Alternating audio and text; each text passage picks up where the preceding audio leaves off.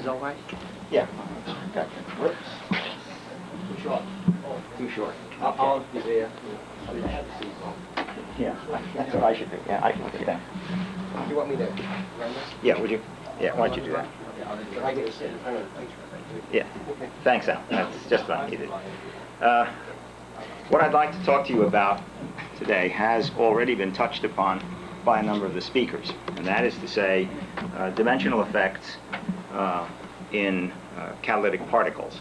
Particle size has surfaced. There have been 5 talks so far, and at least 3 of them have already discussed the problem.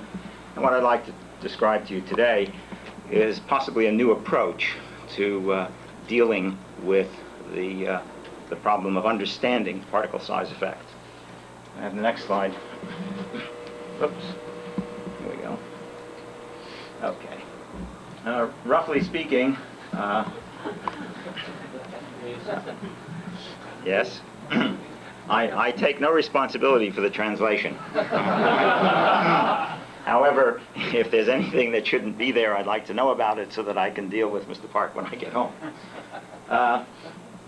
I'm going to talk about the dimensional effects that are observed, the problems with existing studies, something we have dubbed layered synthetic microstructures, and the chemical reaction studies which we have carried out, the implications of the results of those studies. Next slide, please.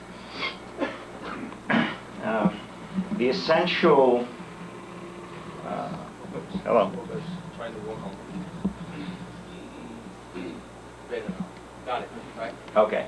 The essential point is that in the area-specific rate of reaction and in the selectivity, we would intuitively expect that the area-specific rate is the same for a given catalyst under the same conditions. Now, the next slide demonstrates that that's clearly not true. This is the ethane hydrogenolysis, for those of you who can read on the ceiling. This is on nickel silica, nickel supported on silica and alumina, and the yellow and blue dots are nickel on silica. It's the turnover frequency versus the particle size in nanometers, and you can see there's a maximum somewhere around 30 angstroms under these conditions.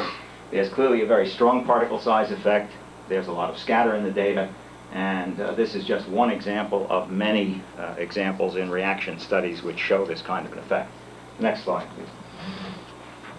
Okay, so where do you see this? You see it on supported metal clusters. The area-specific rate changes with the cluster size. The selectivity may change. The typical result where you see this is below 10 nanometers, and the origin is unclear. There are 2 possible ways in which one can look at particle size effect. One is direct structure effects, that is things like crystal faces, and the other are support effects, and I will try to deal with that. Next slide, please. Now, the way the game is played is essentially the following. You observe something. You have a specific catalytic activity as a function of size, and in your search for an explanation, what you need to do is you take this measured size of the catalyst, you convert it to a total number of particles. Now, there are a lot of assumptions that go into that conversion, but once you've done it in the traditional way, which has already been illustrated this morning, you can calculate the geometrical and electronic structure of these small particles, provided that you assume everything is in its lowest energy configuration. If you don't do that, you have no way of making that calculation. If you do that for structure, what you find are these cubooctahedrons, and the octahedrons, these are well known. People are still actively working on them. And the assumption is that you can look at coordination sites and figure out which particle size has the appropriate coordination sites for a particular reaction. Other attempts to do this, of course, led to studies on single crystals where you have stepped surfaces, and bare metal cluster studies where you try to actually create a bare metal cluster, for example, the molecular beam work at Exxon. And these calculations are bare clusters as well, but we're talking about supported clusters, so let's make that clear. Next slide, please. The implications, of course, are fairly clear. That is, you can test, if you can figure out what the size effect is about, you might be able to test electronic and geometrical models. You might be able to optimize reaction rates and selectivity. And there have been lots of studies. People have attempted, as I indicated, supported in bare clusters, single crystals, and structural models. All sorts of things like this have been used. Now, what's the limitation? The limitation is that the distribution of cluster shapes and sizes is really uncontrolled in a typical preparation. You take what you get. And their characterization is difficult because most of the time the clusters are inside, and so you're limited. The techniques you have are somewhat limited. Bare metal clusters have only been studied for chemisorption to date. The support effects, of course, are completely eliminated, and in single crystals you decouple the structure and the size. There are no sort of support effects, but they are presumably well characterized. Okay, next slide. Now, what should the ideal experimental supported catalyst look like? It should be uniform in size and shape. It should have a uniform oxidation state. It should have clean or controllable impurities, and perhaps controllable support, both in terms of composition and structure, and that's what I'm going to show you next. And what we have done is take advantage of what's now come to be known as nanoscale technology, and basically it's the controlled fabrication of submicron structures. Now, people know how to do this. In fact, the entire semiconductor industry is based upon doing just this sort of work. And what we have done is we have developed this as a way to produce a new class of supported metal catalysts. And the new class of catalysts is built in the following way. They are ultra-thin layers arranged as a superlattice. Now, by ultra-thin, I mean these are layers whose thickness is below 10 nanometers. The way the scheme works is you have some kind of a support, then you deposit, in this case, a layer of the support that you think you're interested in our case silica, then you deposit a layer of say, nickel, then silica, and nickel, then silica, then nickel, and silica, and you keep doing this until you've got 100 of these bilayers, or 50 bilayers, 100 layers of total. And then you cover the top with support so that the only part of the catalyst which shows, which can be seen by the reacting gas mixture, is along the outer edges here. And the next slide illustrates what the thing actually looks like. It's a 3-inch wafer. There's an oxidized wafer. It's coated. There's a support layer down here, and then here's the catalyst, support, catalyst, support, catalyst, support. Now, what's interesting about this is the thickness of these layers is, of course, in the nanometer range. The diameter of this disk is in inches. The catalyst is only on the edge, but the problem is that the catalyst surface in this form only has about 1,000th of a square centimeter of surface area, and that's far too small to work with. So, next slide. What you have to do is increase the surface area, and what you need are micron-sized structures in which you can get lots of surface area. What we've done is we have taken this layered structure and just chopped vertically through it. And the way you don't actually do that with a saw. I thought of doing it with a saw first, but that turned out to be a rather impressive time waste. You do it with microelectronic techniques, namely lithography. What you do is you take a picture and expose an organic material on the surface, and then you get a pattern, and that pattern is in the micron range. And then you etch down through the pattern if you do this right, and what you get is shown in the next slide. Namely, with photolithography and etching, you can create what we call a microforest. And in effect, what we have are little square towers with 2 to 10 nanometer thick catalyst edges and 10 to 20 micron squares. This was our initial attempt. Excuse me. Next slide, please. Now, the number of towers you need to play this game is serious. 10 to the 7th is sort of the typical number, and with 10 to the 7th of these towers on a 3-inch wafer, you can get a whole square centimeter of surface, and that's actually enough to work with. The numbers, the typical numbers, these are all calculated areas, and the numbers, the calibration numbers for the thicknesses are in the 20 to 96 angstrom range. The silica was kept at 40 angstroms. Next slide, please. This is a laser interferometric microscope picture showing the towers of one of the samples. This is what the top view would look like, and this is a three-dimensional representation of the towers. There is a 5,000 angstrom silica layer on top to start out with, so that when you etch down through it, you don't expose any metal. The next slide. We studied three reactions. The hydrogenolysis of ethane and propane, which are well known to be structure sensitive and particle size dependent in this range. And we studied the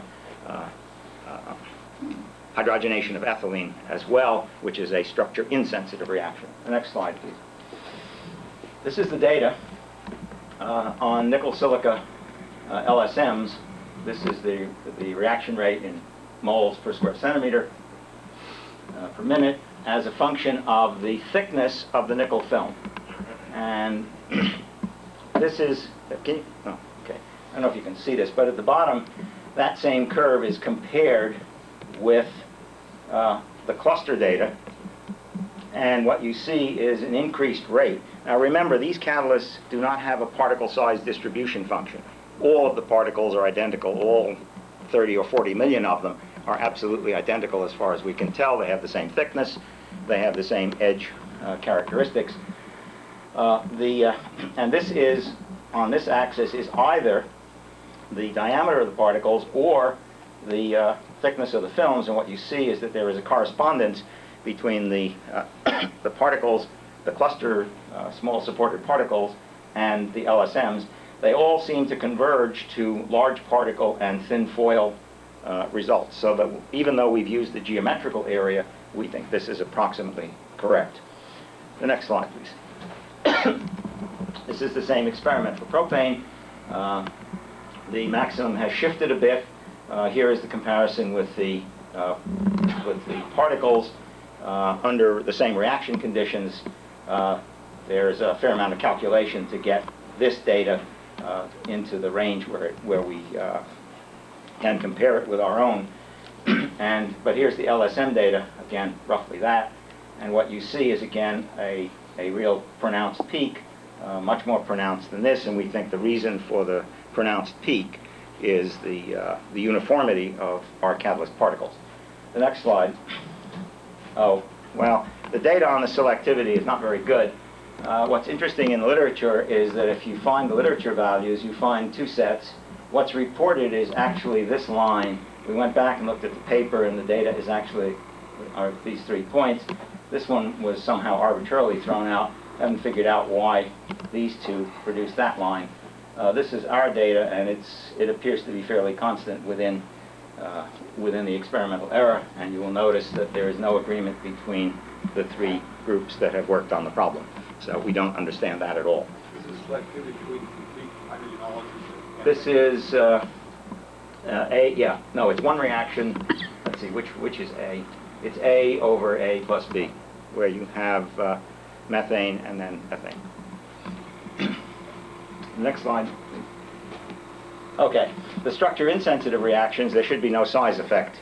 We should not know the difference between our various structures and the various thicknesses of the structures, and we used ethylene hydrogenation. The data is shown in the next slide. And what you see is the 3 points here. This point is interesting because although it's represented as an average, in fact, we either had a rate here or we had a rate here. We never had anything in between. And since we did not understand that, we reported it as an average, but it is really not. This is the literature data, which is absolutely flat. Notice that there is a very large difference in the absolute value between ethylene hydrogenation on the LSMs and that on the supported clusters. The next slide. Well, okay. Basically then, the LSMs reproduce the dimensional effects you see when you use supported clusters. If the comparison is based on the thickness of this film rather than, and compare that with the diameter of the particle. The implication of this, and that's what started this whole thing, the initial question was, do you need to have a small particle, or is it enough to have a small dimension? And the implication of these results is it's enough to have a small dimension. These films are 10 microns across and anywhere between 20 and 100 angstroms thick, so that all you need to do is get the thinness in the film, and that's enough to do it. And that tells you essentially that the number of metal atoms in the cluster is not the determining factor, because the number of atoms in these plates, in these LSMs, is many orders of magnitude larger than, say, a 20 angstrom small particle. Now, if that's really true, then any explanation that you're going to look for in terms of why this is happening has to be independent of that number of particles. Now, that's a nightmare for people who do theory, because the whole approach in theory is you take the number of particles and then you calculate all the structures. If that number of particles is not relevant, then that approach isn't relevant. Next slide. Okay, so we have to have explanations that are independent of the number of atoms, and there are two that are very obvious right off the bat. One is what we've called non-equilibrium surface structures, and the other is, of course, a metal support interaction. The next slide. I'll just try to illustrate these. The basic argument is for the non-equilibrium structure is the following. If the surface structure of the catalyst is important in this reaction, then it is inconceivable that using equilibrium-style calculations, such as those that lead to the cubo-octahedrons and the octahedron structures, it is inconceivable that calculations based upon those models will produce the same surface structure on something which is essentially a semi-infinite strip on the scale of the particle size and the small cluster. So, if that's really true, what it says is that if the clusters and the edges behave the same, neither of them can be an equilibrium structure. Neither of them can be calculated based upon these simplistic models, even the models such as proposed by Richie Maisel. The next slide. Just to emphasize this is some early work that Maisel did in STM, and you can see things don't look very nice. They surely don't look anything like that. And it's unlikely that the supported clusters have any simple relationship to these kinds of structures. The other possibility shown in the next slide, that is to say there's a metal support effect. The one thing that we can't eliminate is the contact between the metal and the support. And whether we make this metal 10 microns long and have support on both sides, or we make it a little cluster and have support on one side, approximately the same amount of interaction between the metal and the support is going to occur within a factor of 2. This certainly could be a possibility, and we have at this point we don't have enough data to distinguish one from the other. The next slide. Just let me summarize what I think we've done. We have developed a new class of supported metal catalysts which show the same structure sensitivity as supported clusters for nickel silica. The number of atoms in the cluster is not a metaphor for structure, and we think it is irrelevant to surface sensitivity, to structure sensitivity in the sense of reaction sensitivity. The explanation must be given in some form in which the number of atoms in the cluster has nothing to do, or the number of atoms in the system is not the relevant parameter. We've described 2 non-equilibrium surface structures, that is to say structures which cannot be derived from these minimum free energy calculations or support effects. The other interesting thing about these structures is that they give us control over the dimension and composition, and we have absolutely uniform structures. We can make as many as we need, and we can make any combination of catalyst and support, and in fact we can even make, I think, metal on metal, which is something that's pretty hard to do because we can stabilize them. The surfaces are all exterior. There are no pores in this material, so all of the reaction surfaces on the edges of these little towers And so we don't run into those kinds of problems. And we think they will be useful in testing theories of catalysis and surface structure because it gives you a wholly new way to make these materials, and they show the same kind of catalytic activity. Now, I should comment, I've said nothing about their characterization. We were more concerned with making sure that they behaved catalytically in an interesting way before we worried about characterization, and I will tell you right now that a number of schemes are not going to work. XAPS is certainly not going to work for this system because we have far too many atoms to be seen. All of the scanning techniques, the Auger and lead are not going to work because these layers are far too thin.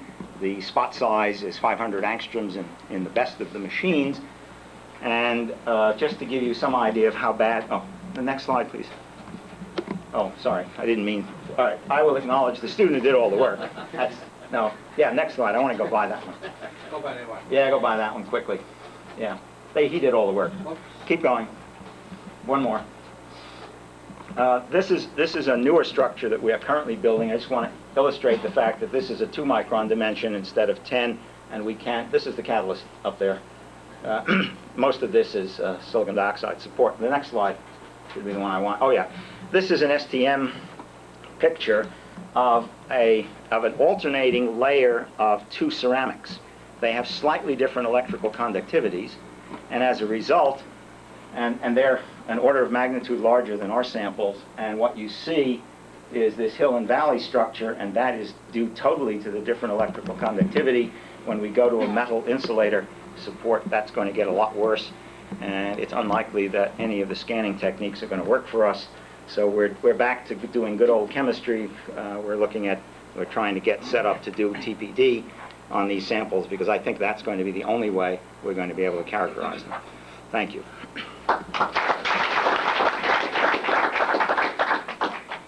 Paper open for the discussion. So, Wu Kaist, I have 2 questions about the experimental method and some other thing. When you make a nickel layer or a silicon layer, yes. So you first deposit nickel. Yes. And then you deposit silicon by evaporation method? Yes. Yes. Metal evaporation method. Yes.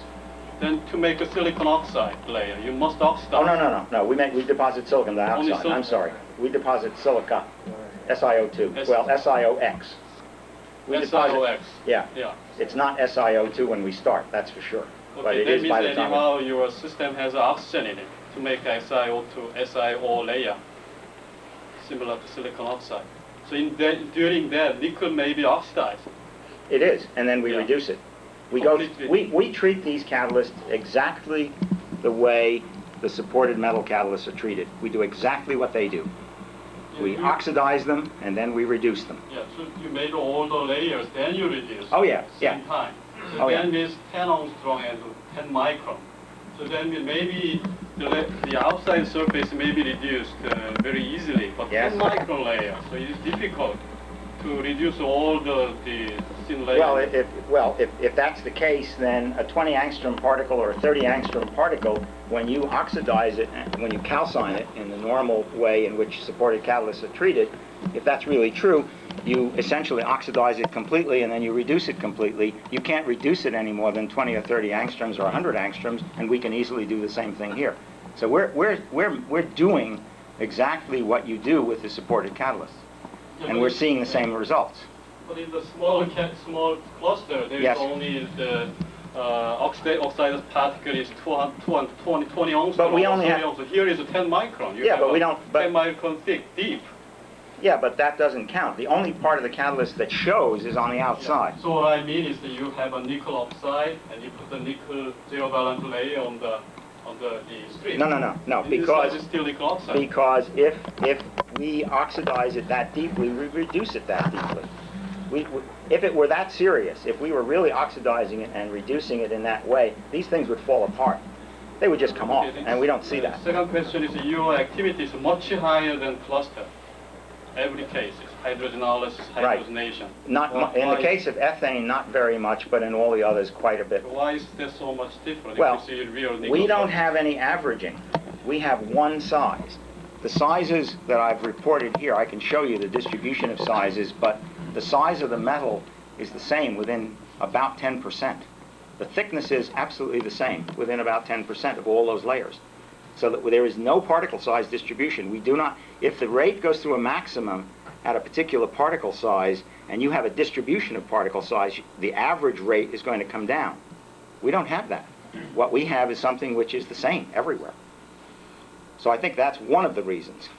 The other possibility is that we are seeing other effects due to the fact that we have large numbers of atoms, which means that you can't get electronic quantum effects because you have small particles. We have this huge number of atoms, but we still have this very thin layer.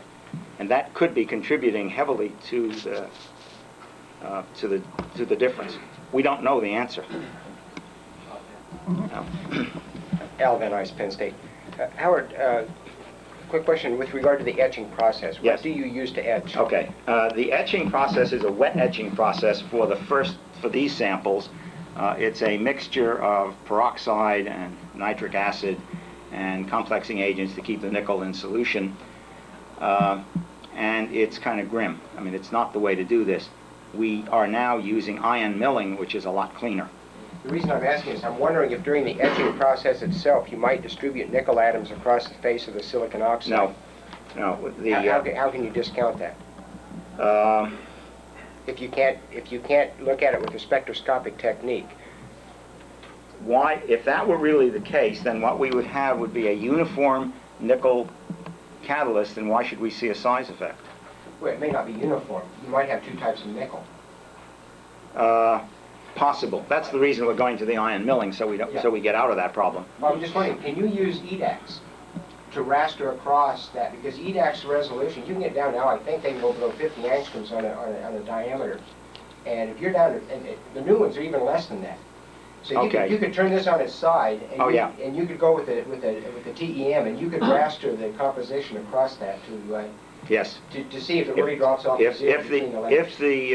If the resolution is below 50 angstroms, then yes, then it's possible. Because one of the nice things about using lithography in a mask is that you don't have to make these things 10 micron wide. You can make them an inch long. They're still half a micron high, but you can make it an inch long, which makes it a lot easier to see. I should tell you they're hard to find on the surface. But one last comment I make that I think is really intriguing. If what you find is correct, you might have a very nice system here where you have decoupled, perhaps for the first time, an electronic effect in a small particle from a geometrical effect. Right. And that's something worth pursuing. I think that's very intriguing. This is all so new that we didn't know quite what we were going to find, and the issue here was, is it catalytically interesting? And I think the answer is yes, and now it's worth going back and answering lots of these other questions. It's on. Well, my question is basically similar to Al's question. I was going to ask you about the metal etching. I thought that was done by reactive ion etching. No, this was done by wet etching. Well, I'm surprised to know that you could make such good powers by using wet etching. We spent approximately 6 months to 8 months learning how to etch. We destroyed a lot of samples. Well, the issue. Some research on the issue is, can you get the etch rate of the silica and the nickel close? And we got them within a factor of 3. And then if you calculate what that does to you, it's not too bad. You actually get a pretty good tower. But we're now the last one I showed, the 2 micron one, was essentially ion milling, where that's much cleaner, and you can go down to 2 microns easily, and we think we can go to 1 micron. Okay, with that kind of etching, you sometimes get a lot of defects, crystalline defects. Yes. And right. also some impurities, yes. Depending on what kind of precursor you use. Yes. Well, there are no the precursors here are pure nickel and pure silicon dioxide. I'm talking about the etching. Oh, the etching. Right. Yeah, right. So depending on those etchants and the crystalline defects, right. Well, should there be any change in activity? Yeah, all of this is very true, but the fact is that if you look at where the rate maximum, we get a rate maximum with thickness, we get it about where it should be for both the hydrogenolysis and we don't get it in the hydrogenation. So even if all of these things are true, they don't do anything differentiates the global effect from the small particle and the thin layer. It may affect the absolute values of the reactivity. That's certainly true. And Just one last question. Yeah. What precursor did you use for nickel? nickel. We evaporate nickel. Oh, you just... Yeah, this is brute force. I mean, there's nothing sophisticated about this. I thought you used chemical method. Oh, no, that's far too sophisticated. We just go in and take an electron beam and smash it into the nickel. It boils off. You smash the same thing into silica. It boils off, and the student stands there and flips the shutter. And if he doesn't fall asleep while he's doing this, because this takes a while, then we get fairly uniform layers. Yeah.